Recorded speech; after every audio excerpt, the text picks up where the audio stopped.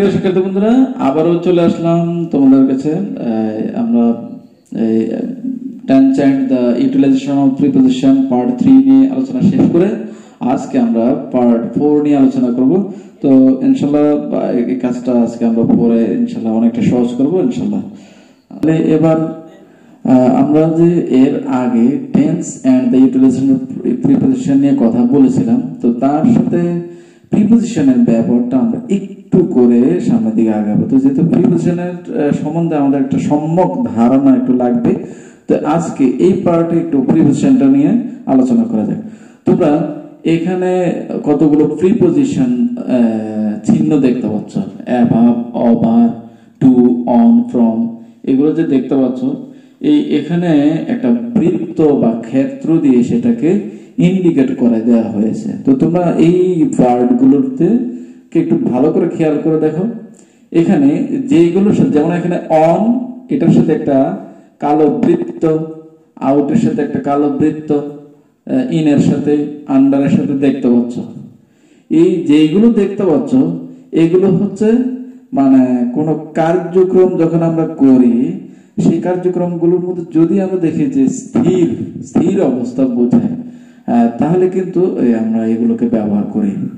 আর যদি গতিশীল বোঝায়, মানে গতি সংক্রান্ত, তাহলে সেই ক্ষেত্রে এই কথাগুলো আসবে কোনগুলো, যেগুলো দেখাও, এই যে অভার, একটা তীর চিহ্ন দিয়ে বুঝিয়ে দেওয়া হয়েছে।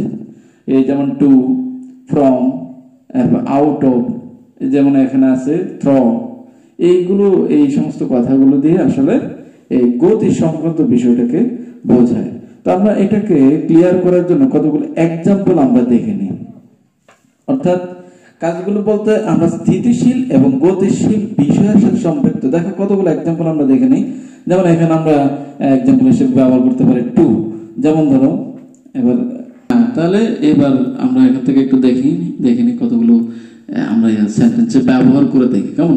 যেমন ধরো এখানে আমরা টু এর ব্যবহার করি, যেমন আই গো টু স্কুল। ঠিক আছে, আই গো টু স্কুল। যেমন ধরো এখানে গো মানে হচ্ছে যাওয়া, যাওয়ার সাথে সম্পৃক্ত হলে যাওয়াটা কিন্তু গতিশীল, এটা থেমে নেই, এরকম অর্থে আমরা গোটা ব্যবহার করব। ঠিক আছে, তারপরে এইবার এক্সাম্পল হিসেবে আমরা আরো দেখি, যদি এখানে আছে ইন মানে স্থির, কেমন। তো যেমন ধরো হি reads a book in his room। তাহলে দেখো, আই গো টু স্কুল, গোটা গতি বোঝাচ্ছে, এটা গতির সাথে সম্পৃক্ত, এবং টু একটা বিন্দুতে যাচ্ছে বোঝাচ্ছে, অর্থাৎ একটা জায়গা বা একটা বিন্দু ধরতে পারো, তো ওই দিকে যাচ্ছে বোঝাচ্ছে। এখানে এই গোয়ের সাথে আমরা ব্যবহার করলাম টু, তাহলে এটা কিন্তু গতির জন্য, এই গোটা গতি, সেই জন্য এটার সাথে ব্যবহার হয়েছে টু। আবার এখানে যেমন ইন আছে, ইন স্থির বোঝাচ্ছে। যেমন ধরো he reads a book, reads for a, তো ফরাটার সাথে এটা জাস্ট একটা কাজ বোঝাচ্ছে, কাজটা কিন্তু গতিশীল না। এই গতিশীল না দেখে এখন দেখো he reads a book in his room, এখানে ব্যবহার করা হয়েছে ইন। ঠিক আছে, তাহলে দেখো এটা স্থির মানে স্থিতিশীল বোঝাচ্ছে, সেই কারণে এটার জন্য ব্যবহার হয়েছে ইন। একইভাবে এবার আমরা এরকম যদি ব্যবহার করি, যেমন দেখো যে হি ইজ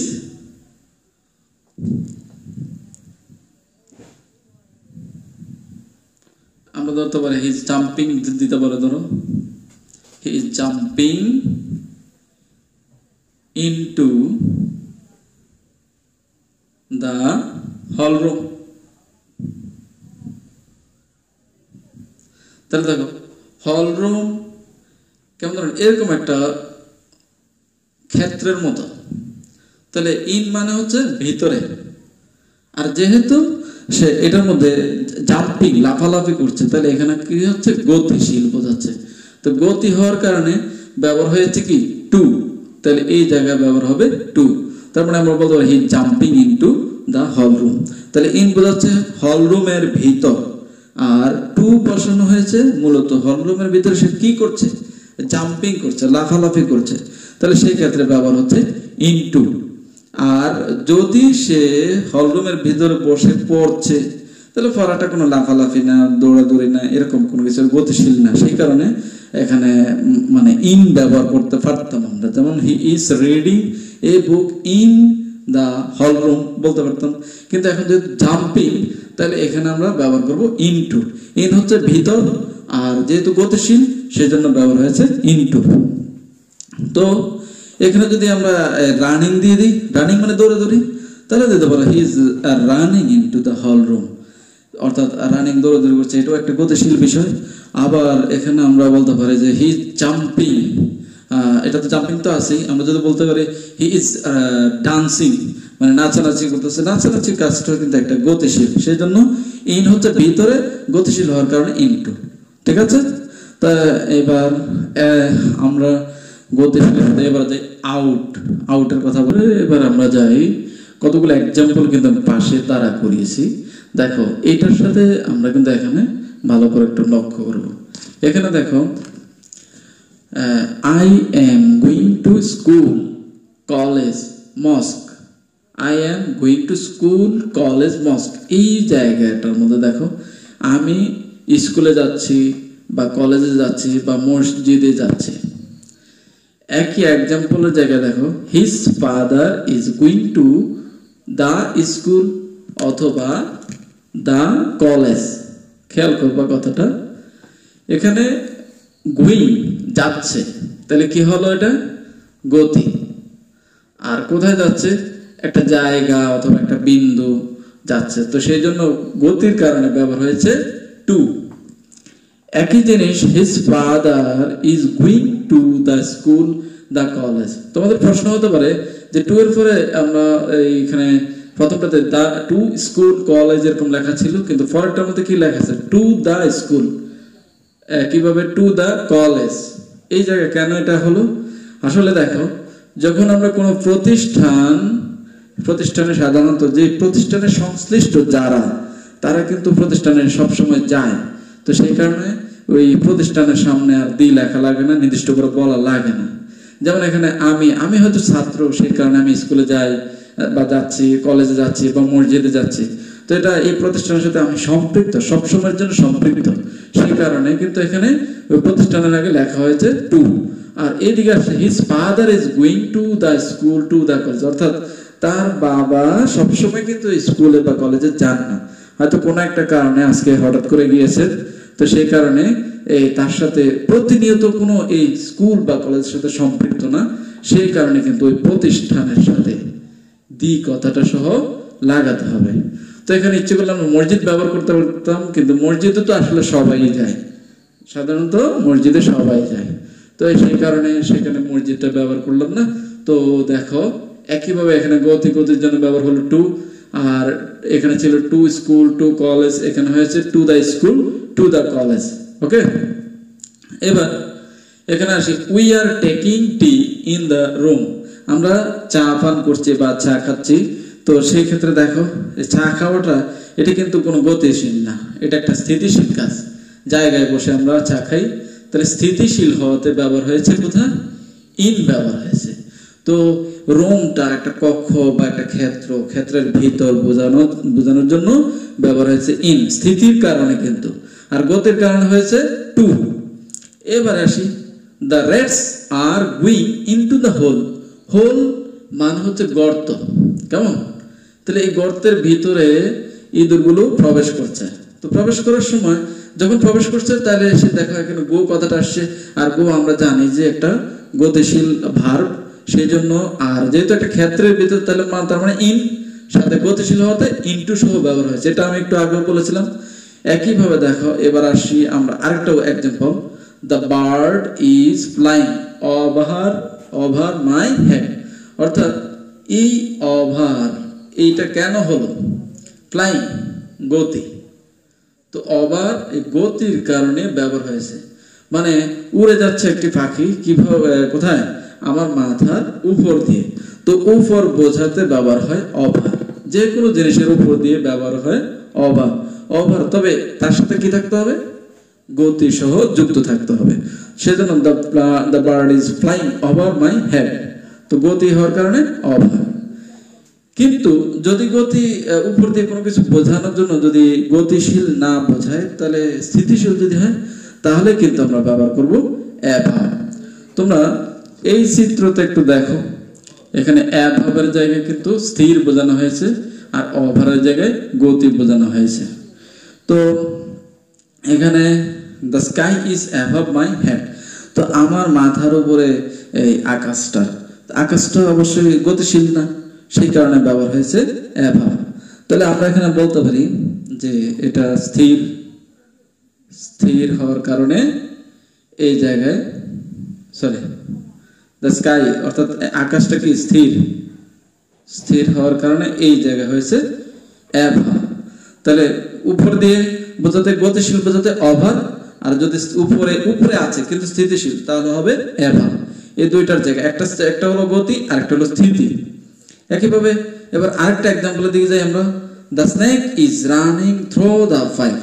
যেমন ধরো এখানে এই যে দেখো একটা পাইপ দেখতে পাচ্ছ, পাইপের ভিতর দিয়ে যদি কোনো কিছু যায় তাহলে তখন ব্যবহার করতে হবে থ্রো। থ্রো মানে হচ্ছে ভিতর দিয়ে। তাহলে কোনো কিছু এই প্রান্ত দিয়ে গতিশীল হয়ে অপর প্রান্ত দিয়ে যখন বেরিয়ে যাবে তখন ব্যবহার হবে থ্রো। তাহলে এখানে আসি the snake is running through the pipe. তাহলে পাইপ হচ্ছে এরকম একটা ক্ষেত্র, তাই না? এরকম একটা ক্ষেত্র যদি হয় তাহলে পাইপের ভিতর দিয়ে সাপ যদি যায় তাহলে ব্যবহার করতে হবে থ্রো। এবার আসি আরেকটা বিষয় আমরা জেনে নিই। I am going two Comilla, আমি কুমিল্লা যাচ্ছি, তার মানে গতিশীল, আমি কুমিল্লা যাচ্ছি। তাহলে কোন একটা বিন্দুর দিকে যাচ্ছি, এই কথা বোঝাতে বিন্দুর আগে ওই জায়গায় বা স্থানের আগে আমরা ব্যবহার করব টু। আর ওই বিন্দু থেকে আমি যখন ত্যাগ করব, হ্যাঁ, তাহলে এই আমরা ব্যবহার করব ওই জায়গা থেকে যেহেতু যাচ্ছি তাহলে আমাকে ব্যবহার করতে হবে ফ্রম। তাহলে বিষয়টা বোঝা যাচ্ছে, দেখো I am going two Comilla, আমি কুমিল্লা যাচ্ছি। আবার এইখানে আসছে I am going two Dhaka, আমি ঢাকা যাচ্ছি। আর ঢাকা যাচ্ছি কোত্থেকে? তার মানে ফ্রম কুমিল্লা, তার মানে কুমিল্লা থেকে তারপর আমি ঢাকা যাচ্ছি। তাহলে কুমিল্লাকে আমি ছেড়ে যাচ্ছি, যাচ্ছি কোথায়? ঢাকা। তো যাকে ছেড়ে যাচ্ছি তার আগে আমি ব্যবহার করব ফ্রম, আর যার কাছে যাচ্ছি তার আগে ব্যবহার করব টু। আশা করি অনেকটা ক্লিয়ার হয়ে গেছে তোমাদের। আমরা অন্যান্য এক্সাম্পল গুলো দেখি। হ্যাঁ, তারপর আমরা পরের এক্সাম্পল গুলো দেখি আবার। এখানে দেখো the cat is lying under the table. এখানে আন্ডার হচ্ছে নিচে, লাইং মানে হচ্ছে বসে আছে। তাহলে বসে থাকা মানে হচ্ছে যে এটা স্থির, আর স্থির থাকার কারণে দেখো এখানে আন্ডারের সাথে কালো বৃত্ত দেওয়া আছে। তা আন্ডার হচ্ছে নিচে, এখানে আন্ডারের জায়গায় আমরা বিলো ব্যবহার করতে পারি। বিলো মানে হচ্ছে পাশে, কেমন বা নিচে, এরকম একই কাছাকাছি বোঝায়। The cat is lying under the table. তো এই জায়গাটা স্থিরের কারণে, এটা যেহেতু স্থির তাহলে ব্যবহার হয়েছে কি আন্ডার। আবার he said beside me, beside মানে হচ্ছে পাশে। তাহলে যেহেতু এটাও স্থির তাহলে এখানেও কিন্তু আমরা ব্যবহার করব বিসাইড। বিসাইড মানে পাশে, সে আমার পাশে বসলো, স্থির, গতিশীল না। এবার দেখো আউট এবং আউট অফ, এই দুইটা জায়গা আমরা একটু খেয়াল করি। I am in the room, আমি কিন্তু রুমে আছি, তাহলে ইন রুমের ভিতরে আছি। এবার এন্ড বিভা ইজ আউট, তার মানে বিভা অলরেডি রুম থেকে মানে বাহিরে আছে, কিন্তু রুম থেকে বেরিয়ে গেছে এটা বোঝায় না। তার মানে এটার অর্থটা হচ্ছে যে এরকম যে আমি ভেতরে আছি আর বিভা হচ্ছে রুম থেকে বাহিরে, অর্থাৎ বাহিরে আছে, কিন্তু এরকম বোঝায় না যে মানে রুম থেকে সরাসরি বাইরে চলে গেছে, এরকম অর্থে বোঝায় না। জাস্ট সে এখন রুম থেকে শুধু বাহিরে, এতটুকু এটাই বোঝায়। সেই একই জিনিসটা এখানে বোঝাচ্ছে শুধু বাহিরে থাকার জন্য আউট, আর এখানে তাজিম went out of the class. দেখো এই জায়গায় আগে ছিল যেখানে আউট, আর এখন আউটের সাথে কি যুক্ত হয়েছে? অফ সহ যুক্ত হয়েছে। তার মানে হচ্ছে তাজিম শ্রেণী থেকে বের হয়ে গেছে। তার শ্রেণী থেকে বের হয়ে গেছে, এখানে কিন্তু একটা গতিশীল অবস্থা বোঝাচ্ছে। কেউ যদি রুম থেকে শুধু বাহিরে থাকে তাহলে সেক্ষেত্রে শুধু আউট বলবো আমরা, যেমন বিভা ইজ আউট। কিন্তু রুম থেকে বেরিয়ে গেছে, বেরিয়ে গেছে বললে আমরা যে জায়গা থেকে বেরিয়ে গেছে তার সাথে আমরা রব অপসহ যুক্ত করবো, তার মানে কক্ষ থেকে বেরিয়ে গেছে এই অর্থে বোঝাচ্ছে। আশা করি ইনশাল্লাহ সুন্দর একটা সলিউশন তোমরা পেয়েছো। এটা রানিং থাকো ইনশাল্লাহ, টেন্সের সাথে আমরা ব্যবহার করবো, কন্টিনিউস থাকবে। ধন্যবাদ সবাইকে।